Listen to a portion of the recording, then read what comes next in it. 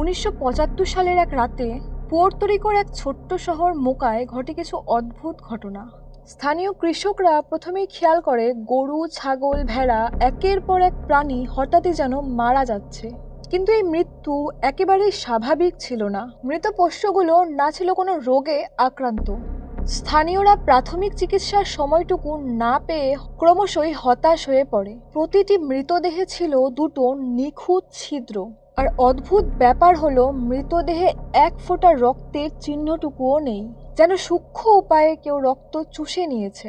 স্থানীয় প্রশাসনকে জানানো হলে তারা ব্যাপারটা তেমন গুরুত্ব না দিয়ে বলে দেয় হতে পারে এটা কোনো কুকুরের কাজ, স্ক্যাবিজে আক্রান্ত কুকুর। কিন্তু প্রশ্ন হলো, কোনো কুকুর কি এত নিখুঁত ছিদ্র করে রক্ত চুষে নিতে পারে? এরপর মাত্র 15 দিন আর 90টিরও বেশি পশু মারা যায় ওই একইভাবে। স্থানীয় একটি পত্রিকায় প্রথম শিরোনাম হয় এআই ভ্যাম্পাইরো ডি মোকা। এর অর্থ মোকার রক্তচোষা দানব। এরপর হঠাৎই পশুদের ওপর আক্রমণ কমতে থাকে এবং একসময় স্বাভাবিক হয়ে যায় সবকিছু।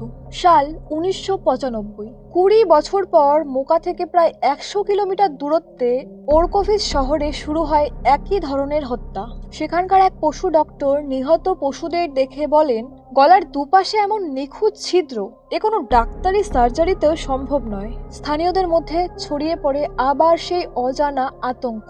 এরপর অবশেষে দেখা মিলল সেই অচেনা দানবের। একদিন কনোভান্স শহরের এক মহিলা মাদলিন তার বাড়ির সামনের রাস্তায় হঠাৎই দেখে সেই ভয়ঙ্কর দানবকে।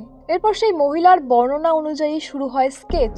এটা দেখতে অনেকটা ছিল ক্যাঙ্গারুর মতো, কালচে বড় বড় চোখ, নাক নেই বললেই চলে, চলাফেরা করছিল পেছনে দুটো পায়ে, আর সালফারের মতো গন্ধযুক্ত গায়ে লোম খুবই কম। এই স্কেচ দ্রুত ভাইরাল হয় আর হাজার হাজার মানুষ দাবি করে তারাও এই প্রাণীকে দেখেছে। এরপর শুধুমাত্র পুয়ের্তো রিকো নয়, Mexico, Chile, Florida, Argentina, Nicaragua এসব জায়গাগুলো থেকেও একই ধরনের হত্যার খবর আসতে থাকে। প্রশাসন তেমন কোনো পদক্ষেপ না নেওয়ায় কিছু কৃষক ও শিকারী ঠিক করেন সেই দানব খুঁজে বের করবে। এরপর খুঁজতে খুঁজতে হঠাৎ এক শিকারীর নজরে সেই দানব আসা মাত্রই গুলি চালায় এবং এক পশু চিকিৎসক পরীক্ষা করে বলেন এটা কোনো পরিচিত প্রাণীর ডিএনএ নয়। অনেকের মতে এটা স্ক্যাবিসে আক্রান্ত কুকুর, আবার কেউ কেউ বলেন জেনেটিক ইঞ্জিনিয়ারিং এর ফল, আবার অনেকে মনে করেন ভিন গ্রহ থেকে আসা প্রাণী। তবে এক ভয়ঙ্কর তথ্য বারবার উঠে এসেছে। আমেরিকার পুয়ের্তো রিকো বহুদিন ধরেই গোপন গবেষণার ক্ষেত্র হিসেবে ব্যবহার হয়ে আসছে। 50 দশকে জন্ম নিয়ন্ত্রণ ওষুধ, 60 দশকে রাসায়নিক পরীক্ষা, এসব এখানেই। তবে কি ভয়ঙ্কর সেই দানব চুপাকাব্রা কোনো গোপন পরীক্ষা থেকে বেরিয়ে আসা একটি জৈব অস্ত্র? আপনার কি মনে হয়, চুপাকাব্রার আসলেই কি কোনো অস্তিত্ব রয়েছে, নাকি সবটাই মানুষের কল্পনা, আতঙ্ক আর গুজব? কমেন্টে জানাবেন আপনাদের মতামত। ধন্যবাদ। স্টে উইথ রোমাঞ্চ ফ্লিক্স।